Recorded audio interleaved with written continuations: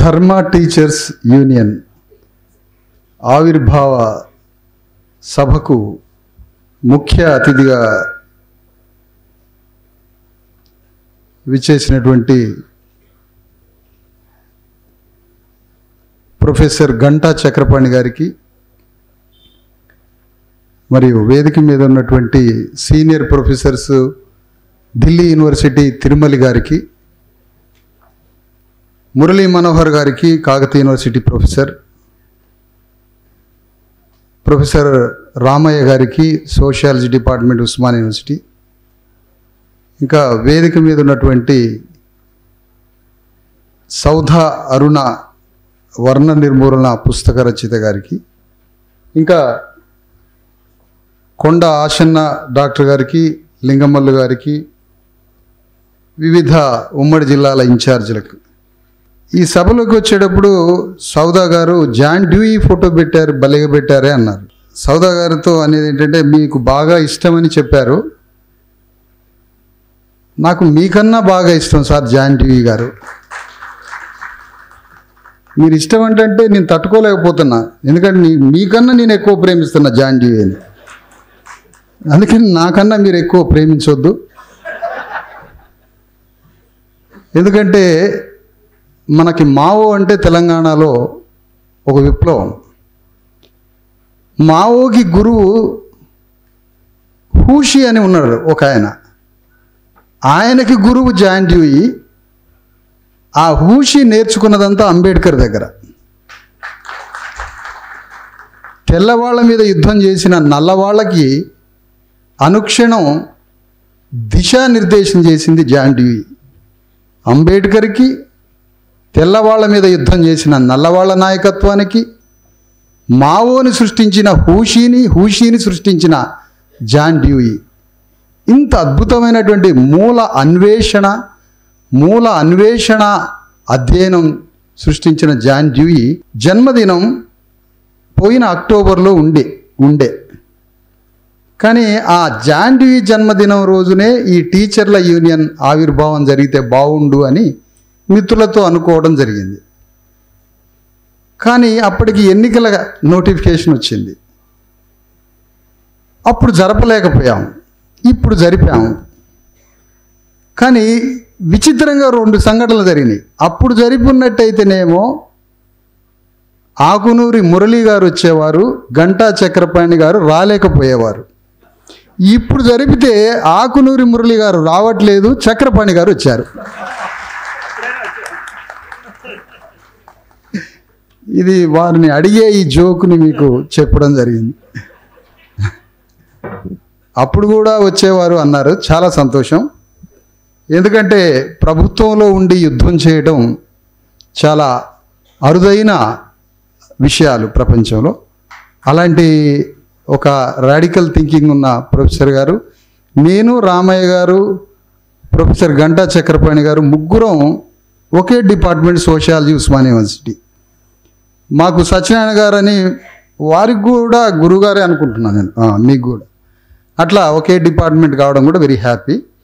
ఇక విషయానికి వస్తే, ఇప్పుడు చైనా గోడ అంటే అది సిమెంటు కాంక్రీట్తో కట్టారు కాబట్టి ఒక దేశాలు మరొక దేశం చైనా మీదకి దండెత్తకుండా వేలాది కిలోమీటర్ల గోడ కట్టారు కాబట్టి అవతల వాళ్ళు యువతలకి పోవడానికి వీల్లేదు. మరి ఈరోజు ధర్మ టీచర్స్ యూనియన్ కార్యక్రమానికి 220 మంది టీచర్లు హాజరయ్యారు, కానీ మరో 400 మంది హాజరు కాలేకపోయారు. ఎందుకు హాజరు కాలేదు అంటే, ఇక్కడ శాలువా గోడను కట్టారు తెలంగాణలో. ఏమిటి శాలువా గోడ అంటే, గురజాడ అప్పారావు గారు గురించి శతజయంతి ఉత్సవాలు చేస్తారట ఈ టీచర్స్ ఆర్గనైజేషన్. విజయవాడలో 1982-83లో యూటీఎఫ్ రాష్ట్ర సదస్సుకి సినీ రైటర్ ఆరుద్ర గారిని పిలుస్తారు. వారు కందుకూరి వీరేశలింగం గురించి, గురజాడ అప్పారావు గురించి. గురజాడ అప్పారావు గారు తెలుసా మీ అందరికీ? మంచి అన్నది ఒకవేళ మాల అయితే, మంచి అన్నది మాల అయితే, ఒకవేళ మాల అయితే అది నేను అవుతా అంటాడు ఆయన. ఒకవేళ మంచి అన్నది మాల అయితే, మీరు ఏదైనా పెళ్లి సంబంధానికి పోయి ఈ అమ్మాయి మంచిదైతే నేను చేసుకుంటానండి చెప్పు తీసుకొని కొడతారు. ఇప్పుడు గురజాడ అప్పారావు గారు మంచి అన్నది ఒకవేళ మాల అయితే అది నేను అవుతాను. ఆయన గారి శతయంతి ఉత్సవాలు చేస్తారట, ఆరుద్ర గారిని పిలుస్తారట, దేవులపల్లి కృష్ణశాస్త్రి గారిని పిలుస్తారట. కానీ సావిత్రిబాయి పూలే గురించి ఊసే ఎత్తని టీచర్ల యూనియన్లు ఈరోజు ధర్మ టీచర్స్ యూనియన్ అనే ఒక భూకంపం పుడుతుంటే తెలంగాణలో 33 జిల్లాల్లో శాలువా గోడని కట్టి అన్ని జిల్లాల్లో బీసీ ఎస్సీ ఎస్టీ టీచర్లకి సన్మానం చేస్తామని చెప్పేసరికి మన సభకి రావాల్సిన 300 మంది టీచర్లు శాలువా గోడకు ఆగిపోయారు, చైనా గోడలాగా. ఇప్పుడు గోడ అంటే బాగానే ఉంది, అది గోడ అంటే సిమెంట్ కాంక్రీట్ కాబట్టి దాటలేము, మరి శాలువాకి ఎందుకు దాటలేము? ఇవే మానసిక సంఖ్యలు అంటే అంబేద్కర్ చెప్పిన మానసిక సంఖ్యలు. ప్రపంచంలో ఎవరైనా సంఖ్యలను బద్దలు కొట్టుకుంటారట, కానీ మన దేశంలో సంఖ్యలను ముద్దాడతారట. ఎంత అద్భుతంగా చెప్పాడు అంబేద్కర్. ఈ శాలువాని ముద్దాడి 300 టీచర్లు ఆగిపోయారు. అందుకని ఈ శాలువా తెరలని అరలని పొరలని చించివేసి ధర్మ టీచర్స్ యూనియన్ తెలంగాణలో ఒక ఆత్మగౌరవ బావుట బీసీ ఎస్సీ ఎస్టీ ఉపాధ్యాయులు ఎగిరించబోతున్నారు. దానికి కావలసిన తాత్విక పునాది చింతనని, తాత్విక పునాది. మీరందరూ టీచర్లంతా ఉద్యోగంలో జాయిన్ అయిన రోజే బ్యాంకులు వచ్చి మీకు ఇల్లు కట్టిస్తూ ఉంటారు. పెద్ద టీచర్లంతా రిటైర్ అయినాక ఇల్లు కట్టుకుంటారు. మరి డిటియు కూడా ఇల్లు కట్టిస్తుంది టీచర్లందరికీ. ఏమి ఇల్లు కట్టిస్తుంది అంటే మీకు బ్యాంకులు అంటే మన బీసీ ఎస్సీ ఎస్టీ టీచర్లు అందరూ తెలుసు కదా, మనందరి మీద అనేక బ్యాంకులు కొన్ని లక్షల కోట్ల రూపాయల వ్యాపారం చేస్తున్నాయి బీసీ ఎస్సీ ఎస్టీ టీచర్లు. వాళ్ళందరూ సిమెంటు ఇనుముతోటి మీకు ఇల్లు కట్టిస్తున్నారు. మన టీచర్ల లక్ష్యం కూడా, మీ అంతిమ లక్ష్యం ఏంటంటే ఇల్లు కట్టేయడం అంటారు చాలామంది. ఇట్లా ఇల్లు కట్టుకుంటున్నారు. మరి డిటియు కూడా అజరామరంగా 100 సంవత్సరాలు ఈ భూమి మీద ఎట్లా ఉండగలుగుతుంది అంటే డిటియు టీచర్లకు కూడా జ్ఞాన గృహాలు కట్టించబోతుంది డిటియు. ఎందుకు కట్టించబోతుంది అంటే సిమెంట్ గృహమైనా ఏ గృహమైనా చైనా గోడైనా కూలిపోవాల్సిందే. కానీ జ్ఞాన గృహం కూలడానికి భూకంపాలకి, ప్రళయాలకి, సముద్ర ప్రళయాలకి దేనికి లొంగదు. ఇట్లాంటివన్నీ మీ డిటీలు టీచర్స్ అంతా మాట్లాడుకుంటుంటే మీ చర్చల్లో వింటున్న మాటలు ఇవి. నేను ఆ విధంగా ధర్మ టీచర్స్ యూనియన్ జ్యోతిరావు పూలే పాఠాలు చెప్తుంటే ఇక ఏ మాటకి వినట్లే. ఆయన కత్తులతో బెదిరించినా వినట్లేదు, పాఠాలు చెప్తానంటాడు, బెదిరించినా వినట్లేదు. ఒకటే ఒక ఆయుధం, ధర్మం గతి తప్పుతుంది, ధర్మం తలకిందులైతుంది. కాబట్టి ధర్మానికే ప్రమాదం జరగబోతుంది. కాబట్టి మీ కొడుకు చేత నువ్వు పాఠాలు చెప్పియడం బంద్ చేయించాలని అందరూ జ్యోతిరావు పూలే తండ్రి దగ్గరికి పోయారు. శంభూకుడు చదువుకుంటానంటే ధర్మం తలకిందులైతుందని అతన్ని ఆపారు. జ్యోతిరావు పూలే చదువు చెప్తుంటే ధర్మాన్ని అడ్డు తెచ్చారు. ఇంతకీ ధర్మం ఎక్కడో ఆకాశంలో ఉన్నట్టు, ధర్మం ఎక్కడో స్వర్గంలో ఉన్నట్టు, ధర్మం అనే శబ్దం మనమే మాట్లాడకూడదన్నట్టు, అసలు ధర్మం అనేది మనకి సంబంధమే లేదన్నట్టు, ధర్మం అనేది ఎక్కడెక్కడో పెద్ద పైన ఉండే ఆకాశాల్లో ఉన్నట్టు. కానీ ధర్మానికే మనం నాయకత్వం వహిస్తే, అసలు ఆకాశంలో ఉన్న ధర్మాన్ని తీసుకొచ్చి భూమి మీదకి తీసుకొస్తే, అసలు ఆ ధర్మానికే డిటియు టీచర్లు నాయకత్వం వహిస్తే, ఇంకా ధర్మం భయపడేది ఎక్కడ ధర్మానికి? అందుకనే ధర్మానికి నాయకత్వం వహించాల్సింది మనమే. కాబట్టి బాగా పెట్టారయ్యా మీరంతా, ధర్మ అనే పేరు డిటియు టీచర్లంతా మంచి పేరు పెట్టారు, చాలా సంతోషం. ఇకపోతే ఈ వివక్షత విచిత్రం ఏంటంటే, మన తెలంగాణలో అన్ని మాట్లాడుకుంటాం కానీ ఇక్కడ ఆచరణ ఉండదు. ఎందుకంటే ఇది ఒక అద్భుతమైనటువంటి డిప్లొమసీ, లౌకికం ఎక్కువ కాబట్టి ఇక్కడ అన్నీ మాట్లాడతాం. ఇక్కడ అసలు మాట్లాడడం కూడా మనకే మాట్లాడడమే కావాలి ఇక్కడ. అంటే ఇక్కడ ఒక ఆదర్శం గురించి మాట్లాడితే చాలా గొప్ప వ్యక్తి అనమాట. అంటే అతను ఎంత గొప్ప వ్యక్తి అంటే ఈ ప్రపంచంలో అతనికన్నా గొప్ప వ్యక్తి లేడు అని అర్థం. మాట్లాడడమే ఇక్కడ.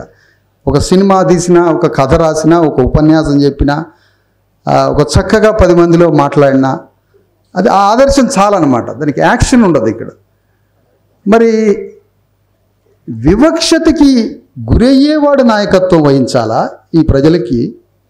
వివక్షతకి గురి చేసేవాడు నాయకత్వం వహించాలా? ఎంత విచిత్రంగా ఉంది అసలు ఈ ప్రపంచం. వివక్షతకి గురవుతున్నాం మనం అంతా, 90% ప్రజలం. వివక్షతకి గురయ్యే ప్రజలకి వివక్షతకి గురి చేసేవాడు ఎట్లా నాయకత్వం వహిస్తాడు? ఎంత విచిత్రంగా ఉంది ఇది. గ్రామాలలో ఒక దొర ఇంటికి వర్షంలోనో చలిలోనో ఎండలోనో గదగద వణుక్కుంటా, అయ్యా అయ్యా నీకు దండం పెడతాయా, నాకు ఈ సహాయం చెయ్యయ్యా అని దొరల వాకిట్లో ఎక్కడో నిలబడి వంగి వంగి దండం పెట్టినట్టుగా ఈ బీఈడీ చేసిన టీచరు, ఎంఏ బీఈడీ చేసిన టీచరు, మాల టీచరో మాదిగ టీచరో బీసీ టీచరో తన భుజాలని ఉంచుకొని కాగితాలు చేతులు పట్టుకొని ఓ యూటీఎఫ్ఓ పిఆర్టీయూలో ఉన్న రెడ్డి కమ్మ టీచర్ల దగ్గరికి పోయి అయ్యా నా పని చేయ అని వంగిపోతున్నాడు. ఆ గ్రామంలో మన అయ్యలు తాతలు ఏ విధంగా అడిగినరో దొరల దగ్గర, నీవు కూడా ఎంఏ బీఈడీ చేసి ఈ దొర దగ్గర నువ్వు కూడా అదే సహాయానికి పోతున్నప్పుడు మన బీసీ ఎస్సీ ఎస్టీ ఉపాధ్యాయుల ఆత్మగౌరవం అంతా మంటలో కలిసిపోయింది ఆ ఒక్క సీన్కే, ఆ దెబ్బకే. అంటే వివక్షతకి గురి చేసేవాడు మనకు నాయకుడు అవుతున్నాడు.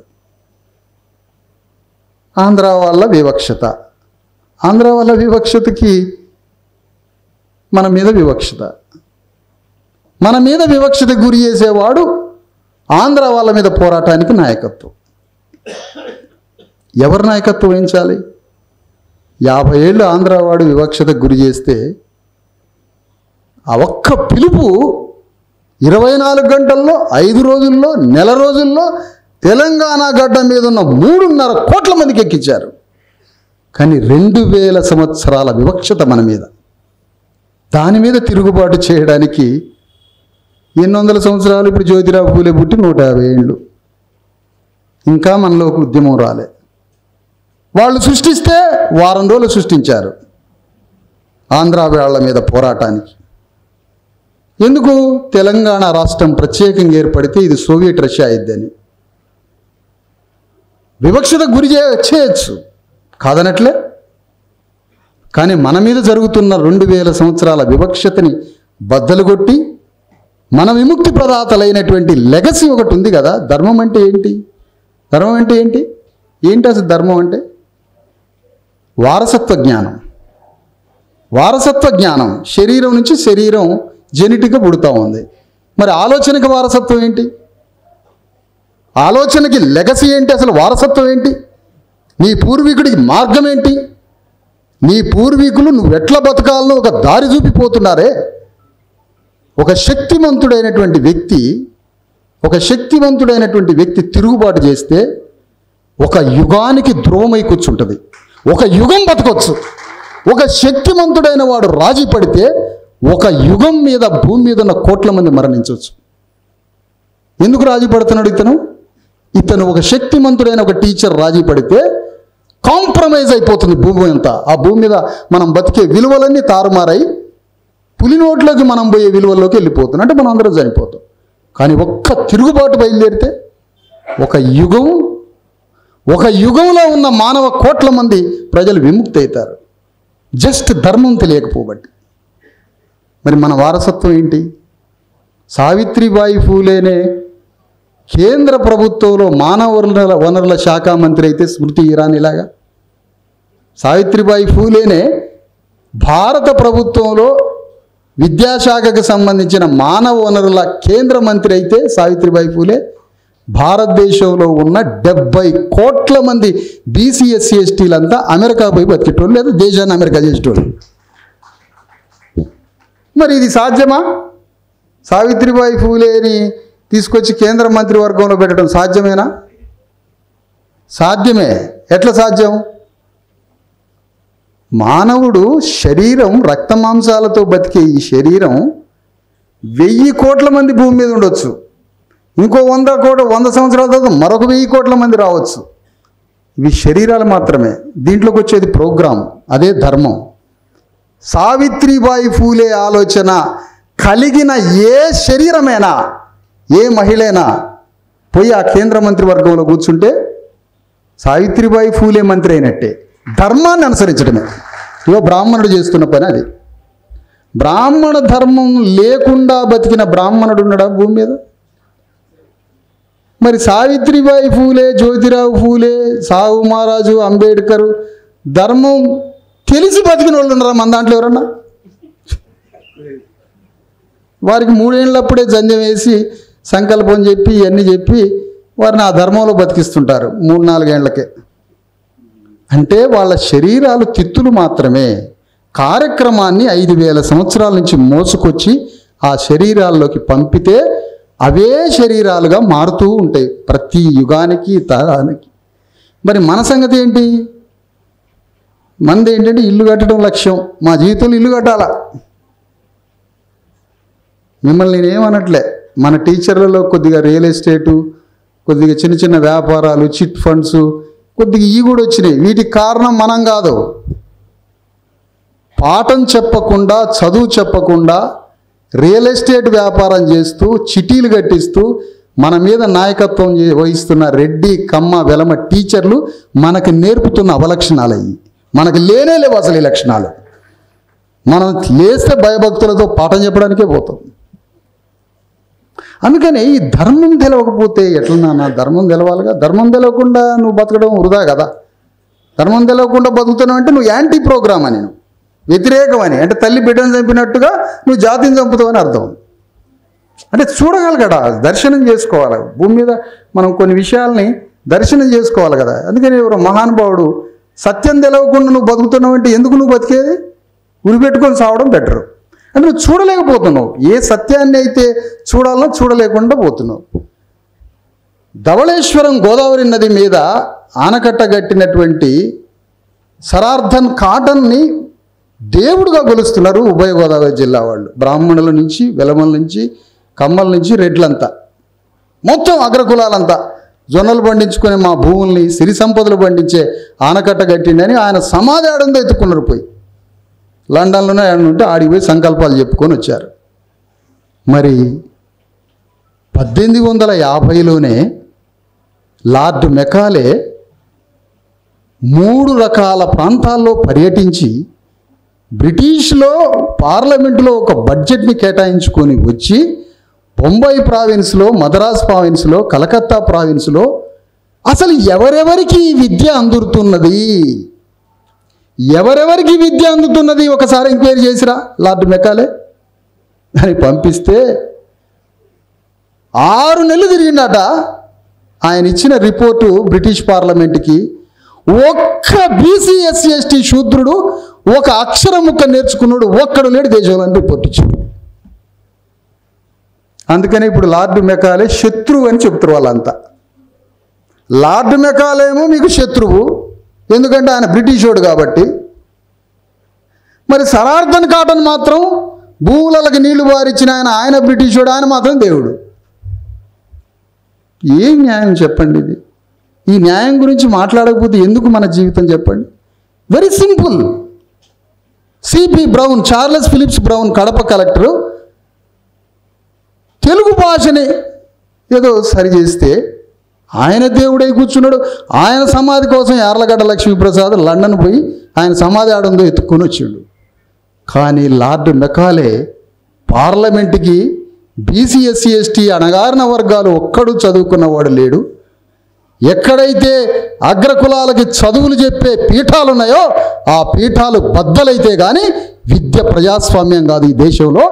ఆ విద్య ప్రజాస్వామ్యం అయితే కానీ వీళ్ళకి విముక్తి దొరకదని రిపోర్ట్ ఇచ్చి mathematics, physics, chemistry, zoology, psychology, humanities మొత్తం యూరప్, అమెరికాలో ఉన్న శాస్త్రాలను తీసుకొచ్చి మనందరి చేతులు పెట్టినోడు లార్డ్ మెకాలే.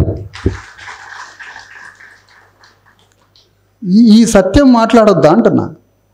ఈ ఆర్గ్యుమెంట్ చేయొద్దా? ఆర్ఎస్ఎస్ అయినా లార్డ్ మెకాలే శత్రువు అంటాడు, ఆర్ఎస్యు అయినా లార్డ్ మెకాలే శత్రువు అంటాడు. ఇంకో విషయం ఏంటంటే, మరి మీరేమంటారంటే ఎవరు లార్డ్ మెకాలే అని? మనం మైకేల్ జాక్సన్ తెలుసు మనకి. ఇప్పుడు ఎవరు పిచ్చివాళ్ళు అంటాను ఇక్కడ ఏం కదా కథ. ఇప్పుడు ఈ ధర్మం చెప్పాలని నా బాధ ఏంటంటే ఈ ధర్మం చెప్పాలని, ఈ ధర్మం చెప్పడం ప్రోగ్రామ్ చేయడం ఏడా.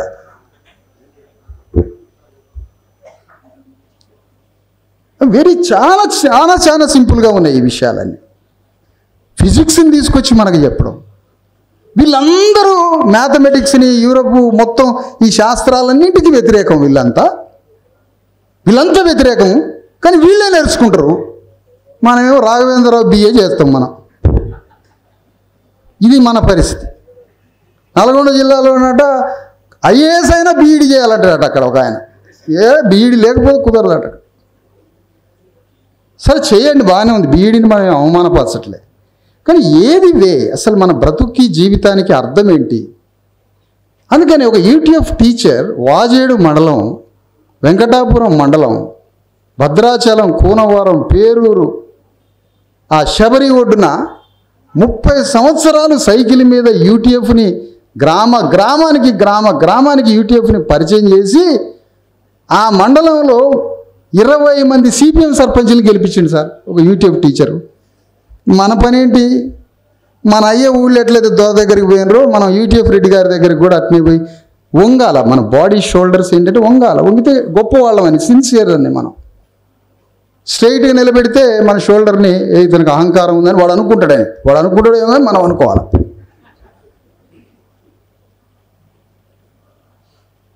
అందుకనే ఇదంతా ఏం జరుగుతుంది అని అంటే ఈ సౌకర్యాలు, ఈ 2 బెడ్రూమ్ల ఇల్లు, 4 ఒక ఇండ్లు, సౌకర్యాలు, కంఫర్ట్స్. ఒక టీచరు, నేను 30 ఏళ్ళ నుంచి ఒక్కరోజు మిస్ కాకుండా షటిల్ ఆడుతానంటే యాడికి ఉద్యమాలు ఏమి ఉండవా నీకు?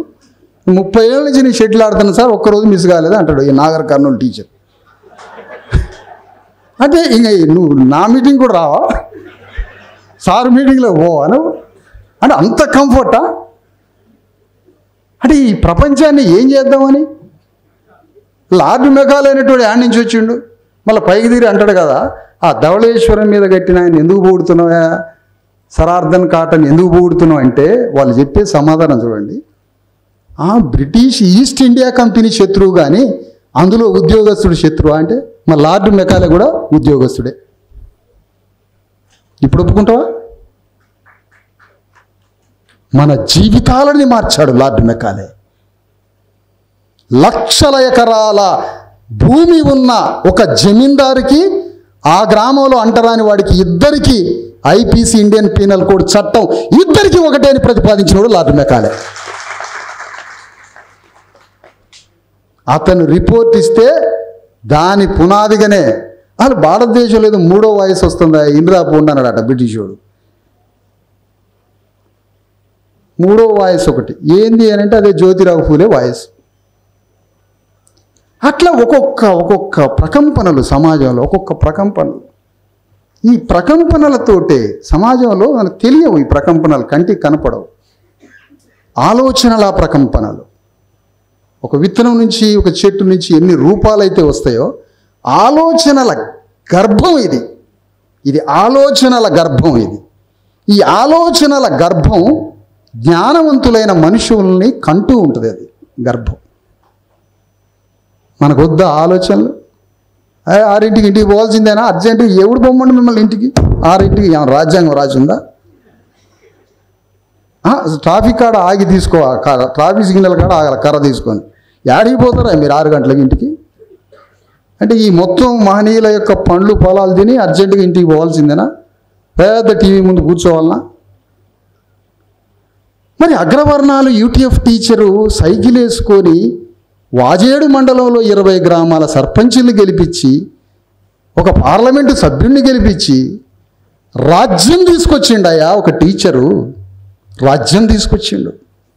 అంబేద్కర్ ఆశించింది ఏంటంటే టీచర్ నుంచి, నువ్వు విద్యావంతుడు అయినవు, నా పండు తిన్నావు, నువ్వు శక్తిమంతుడు అయినవు, నీకు భారత రాజ్యాంగం అనే ఖడ్గాన్ని ఇస్తున్నా, అశోక ధర్మచక్రాన్ని ఇస్తున్నా, 2300 సంవత్సరాల క్రితం నీవు శిశునాగుడి బిడ్డవి, బింబిసారుడి బిడ్డవి, సామ్రాట్ అశోకుడి బిడ్డవి, నీ రాజ్యం ఉండే, ఒకనాడు నీ రాజ్యం ఉండే ఈ దేశంలో, తిరిగి ఆ రాజ్యాన్ని తెచ్చుకో అని ఈ టీచర్కి చెప్తున్నాడు అంబేద్కర్.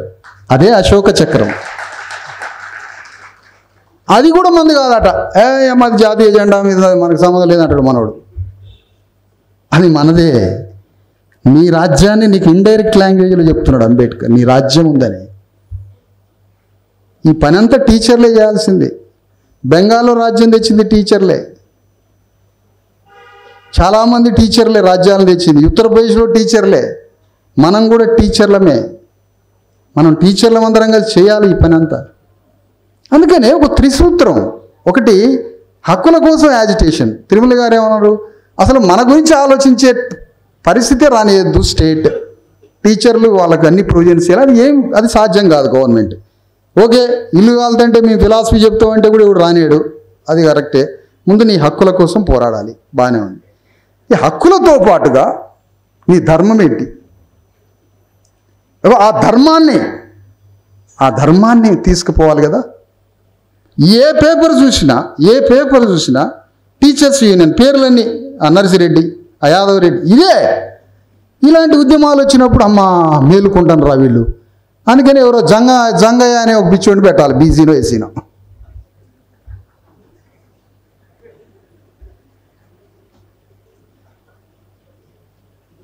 ఒక పేరు తగిలిద్దాడ, ఇక మేము పెట్టలేదా అంటాడు. అది ఒక్క వాదన తీసుకుంటాడు ఆయన. ఈ ఉద్యమాలు రాకముందు మొత్తం ఉద్యమాలు, టీచర్ల ఉద్యమాలు మొత్తం రెడ్డి అగ్రకులాలే. ఆయన అంటాడు, మీ టీచర్ దగ్గరికి వచ్చి బాగున్నారా, చిటి వేయకూడదు మార్గదర్శిలో అని. ఒక మార్గదర్శి అంటాడు, మనోడిదే బట్టల షాప్ అంటాడు, మనోడిదే ఫ్లాట్ అంటాడు, మొత్తం మనోడిదే అని ఆ కొంప మీద పడి ఆ కొంప ఆర్థిక వ్యవస్థ మొత్తాన్ని ఈ అగ్రకుల టీచర్ సంస్థలు వాళ్ళ కంట్రోల్లోకి తీసుకుంటున్నాయా.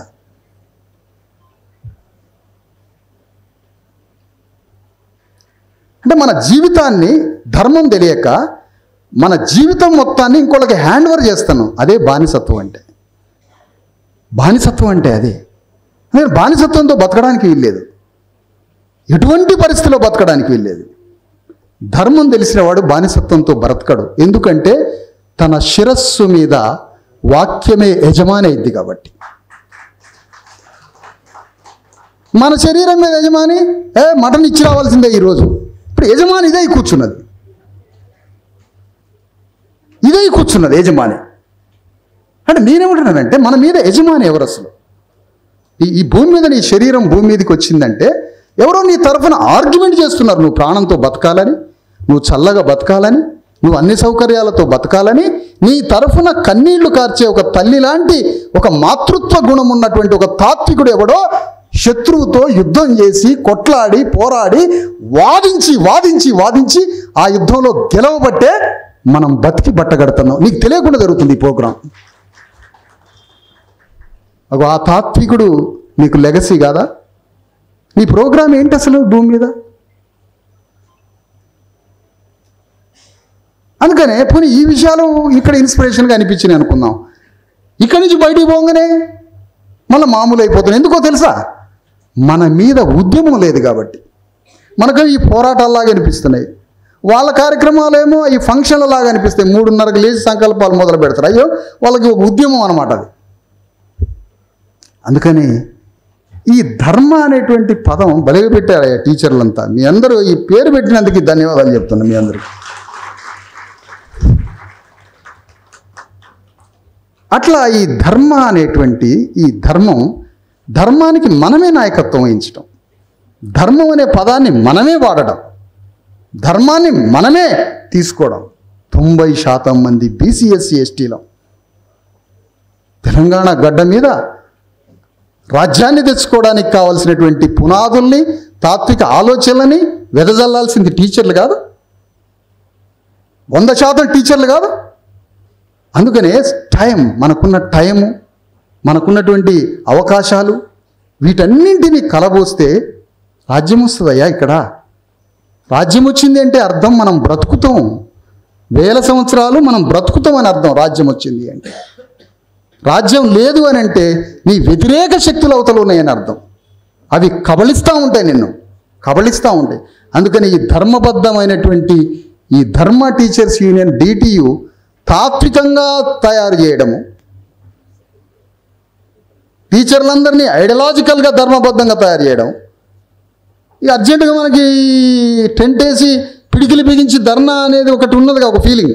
ఆ ధర్నాలో కూర్చోవాలని ఉంటుంది. మనకి తెలంగాణలో ఏంటంటే పిడికిలి బిగించి సొక్కాలు చించుకొని పోలీసు వాళ్ళతో పోరాడినటువంటి ఒక సంఘటనలోకి వెళ్ళిపోవాలి మనందరం అర్జెంటుగా.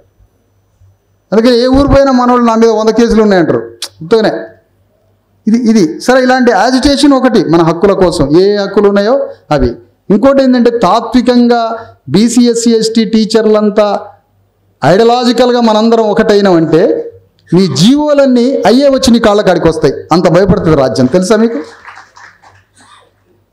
అందుకని హక్కుల కోసం ఉద్యమించడం, తాత్వికంగా తయారు చేయడం, మనకి సంబంధించిన రాజ్యాన్ని తెచ్చుకోవడానికి దారిదీపమే వెలగడం.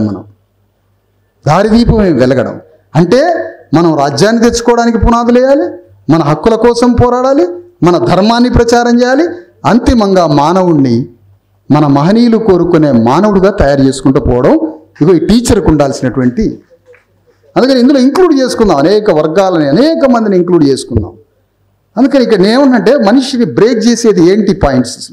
ఒక మనిషిని నిర్ణయం తీసుకున్నాక డెసిషన్ మీద ఓ అంబేద్కర్ లాగా చివరిదాకా, మన మాతృదేవత సావిత్రిలాగా చివరిదాకా ఈ భూగోళంలో ఐడియాలజికల్ కోయిన్సైడ్తో భార్యాభర్తలు భౌతికంగా కలుసుకోకుండా భర్తకి ఆ ఆలోచన ఉంది అని భర్తని ప్రేమించి, భార్యకి ఈ ఆలోచన ఉందని భార్యని ప్రేమిస్తూ వాళ్ళిద్దరూ ఏ ఒక్క క్షణం సుఖపడకుండా, ఏ ఒక్క క్షణం సౌకర్యాలతో బతకకుండా బ్రతుకంతా యుద్ధం చేసిన ఆదర్శ దంపతులు భూమి మీద వాళ్ళిద్దరే.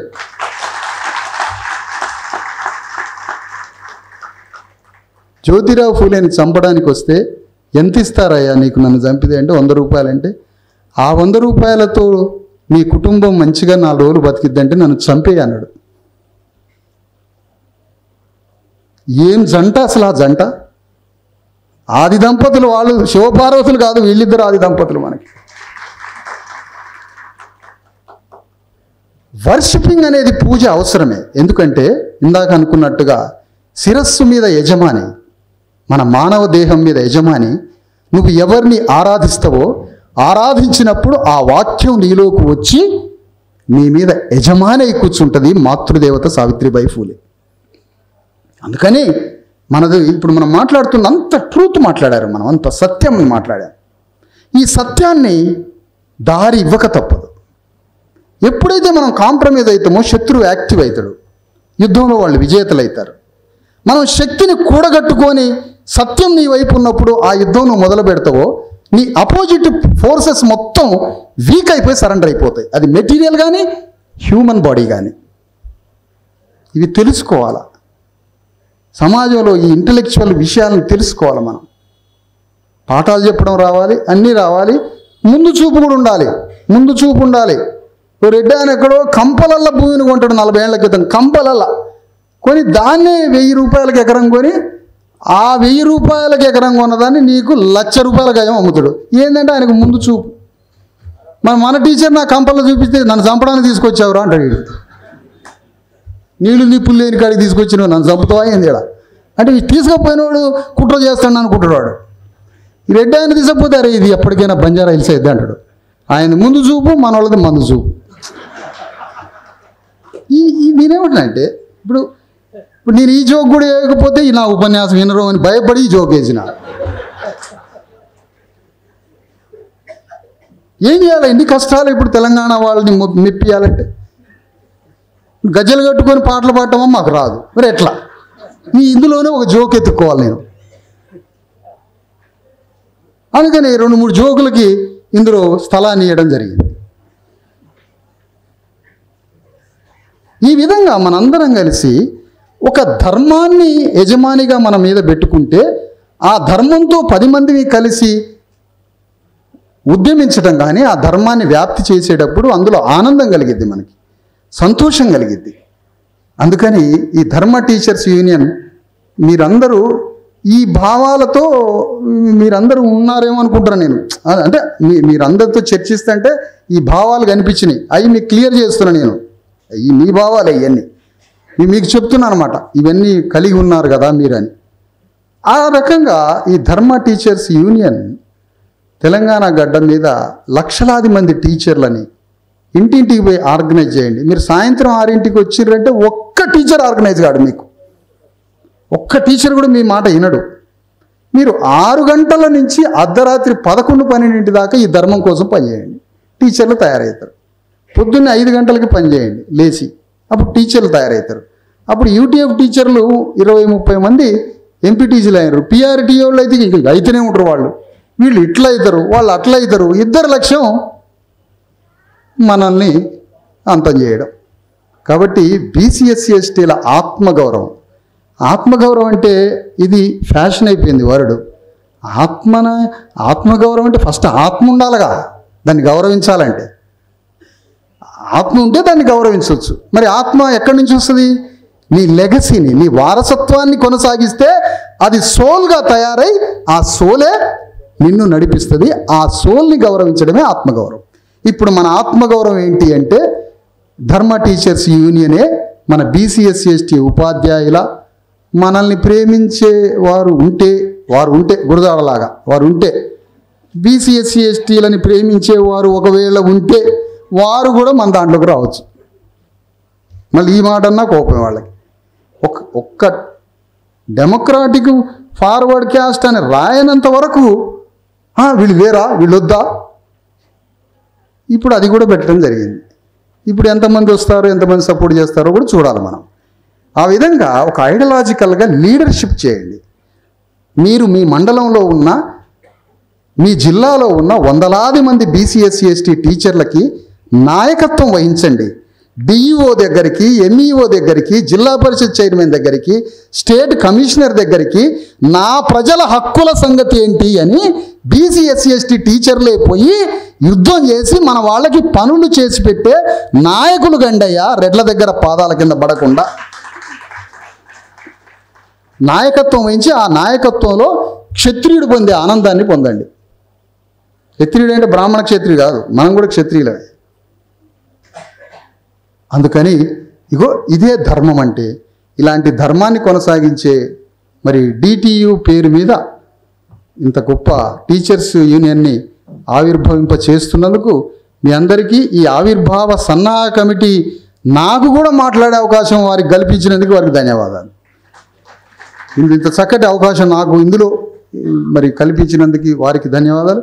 తర్వాత ఈ ఆవిర్భావానికి ఘంటా చక్రపాణి గారు పెద్దలు ఎప్పుడో డర్బన్ పోయినప్పుడు కూడా అక్కడ అద్భుతమైనటువంటి వాక్యాన్ని అక్కడ కూడా నినదించిన దగ్గర నుంచి ఇప్పటి వరకు లోపట అంతర్మదనం, అంతర్యుద్ధం, ఓ కలల ప్రపంచాన్ని స్వప్నిస్తున్నటువంటి మన రాజ్యం రావాలనే చక్రపాణి గారి స్వప్నం, ఆ స్వప్నాన్ని సాకారం చేయాల్సిన బాధ్యత కూడా మన మీద ఉంది. తిరుమలి గారు చరిత్రలో ఢిల్లీ యూనివర్సిటీలో ప్రొఫెసర్. తిరుమలి గారు ఆయన గ్రంథాలు మనం చూడలే గ్రంథాలు. ఈ చరిత్ర యుద్ధాలు మనం చూడం, కానీ ఈ సలార్ సినిమా బాహుబలి కావాలా, ఆయన రాసిన చరిత్ర పుస్తకం మాత్రం వద్దు. ఇది ఒక విచిత్రమైన పరిస్థితి మంది. ఢిల్లీ యూనివర్సిటీ ప్రొఫెసర్ గారు, ఢిల్లీ యూనివర్సిటీలో ప్రొఫెసర్. వంశరాజులు వారి కమ్యూనిటీ. కొంతమంది విధవులు మాట్లాడటం రాక వాగుతుంటారు పిచ్చగుంట్ల అని. ఆ పిచ్చగుంట్ల కులంలో పుట్టి ఢిల్లీ యూనివర్సిటీలో ప్రొఫెసర్ అయ్యిండు.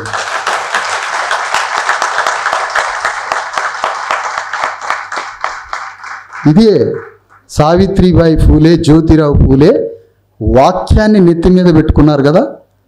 వాక్యం నెత్తి మీద పెట్టుకున్నాక వాళ్ళు 6ంటికి ఇంటికి వస్తారు, 6 గంటలకి ఇంటికాడికి వచ్చేది వాళ్ళకి. ఆ వాక్యంతో యుద్ధం చేయబట్టి ఎక్కడో ఖమ్మం జిల్లా కొణిజర్ల మండలం గోపవరం గ్రామంలో నుంచి పిచ్చకుంట్ల కులం అనే కులంలో ఊహిస్తాడా ఎవడన్నా చరిత్రలో? ఢిల్లీ యూనివర్సిటీలో ప్రొఫెసరా? ఎక్కడి అద్భుతం! అందుకని మానవత్వం మీద యుద్ధం చేస్తే వచ్చే ఫలితాలన్నీ అద్భుతాలే. అదే ప్రజాస్వామ్యం అంటే. ప్రజాస్వామ్యం అంటే అదే. ప్రజాస్వామ్యాన్ని ఆకాశం అంత విడమర్చి చెప్పిండు జాన్ డ్యూయి. అసలు ప్రజాస్వామ్యం అంటే ఆయన దగ్గర నుంచే అది నేర్చుకోవాలి, ఇంకెక్కడి నుంచి నేర్చుకోవడానికి అవకాశం లేదు. తిరుమలి గారు, మురళి గారు, నా రూమ్మేటు క్లాస్మేటు రామయ్య గారు, ఇట్లా ఇంతమంది కళలు ప్రొఫెసర్ల కళలు ఇవన్నీ మనం అందరం కలిసి, ఎందుకు స్వాప్నికుడుగా కళలు కంటా ఉంటాడు, మనందరం కలిస్తే వారు మనం అదే యుద్ధంలో ఉంటాం. మీరు గెలవకపోయినా యువతల వ్యక్తి కొద్దిగా డల్ అవుతాడు, మేము గెలవకపోయినా మీరు డల్ అవుతారు. అందుకనే ఈ దీపం, ఈ దీప్తి, ఈ లెగసీ, ఈ వారసత్వం, ఈ ధర్మం, ఈ మాతృదీపం, మాతృదేవత వెలిగించిన ఈ దీపాన్ని కొనసాగిస్తూనే ఉండాలి. ఈ అంధకార సముద్రంలో అవతల ఒక లైట్ హౌస్ లాగా వెలుగుతూ ఉంది మన దీపం. ఆ అవతల ఒడ్డునున్న దీపం దగ్గరికి మనందరం, ఎంత చీకటి సముద్రమైనా ఆ దీపం అనే ధర్మాన్ని చూసుకుంటూ ఈదాల్సిందే, ఈదాల్సిందే, ఈదాల్సిందే, అవతల ఒడ్డుకు చేరాల్సిందే. అదే మన ధర్మం. అదే DTU పేరు మీద తెలంగాణ గడ్డ మీద BC SC ST ఉద్యోగుల్ని తయారు చేసి మనకు కావలసిన సమాజాన్ని నిర్మిస్తారని ఆశిస్తూ అందరికీ సెలవు.